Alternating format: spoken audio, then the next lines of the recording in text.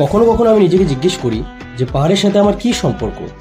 Hi guys, আমার নাম সঞ্জিত আর আমি একজন ট্রাভেল কন্টেন্ট ক্রিয়েটর। দাঁড়াও প্রথম থেকে শুরু করি। সো আজকে আমি যাচ্ছি গ্যাংটক। তাড়াতাড়ি করে লাগেজ প্যাক করে বেরিয়ে পড়লাম শিলিগুড়ির উদ্দেশ্যে। শিলিগুড়ি পৌঁছে লাঞ্চ করে আমার সহকর্মীদের সাথে মিট করে বেরিয়ে পড়লাম আবারও। রাস্তার অপরূপ সৌন্দর্য উপভোগ করতে করতে তিস্তা নদী পার করে আমরা টি ব্রেক নেওয়ার জন্য দাঁড়িয়ে পড়লাম হোটেল ফাল্গুনি। সত্যি বলতে এই হোটেলে দাঁড়ানোর ইচ্ছে একদমই ছিল না। প্রায় সেখানে খাবারের গুণগত মান অনুযায়ী অনেকটাই বেশি। তবে তিস্তা নদী অপরূপ সৌন্দর্য তোমরা যদি উপভোগ করতে চাও তাহলে তোমাদের এখানে দাঁড়াতেই যে হবে। সময় তখন সন্ধ্যে 6টা, আরও আমাদের ঘন্টা দেড়েক পথ চলা তখনও বাকি। আস্তে আস্তে এবার বুঝতে পারছিলাম যে অন্তত একটা জ্যাকেট বাইরে রাখা উচিত ছিল।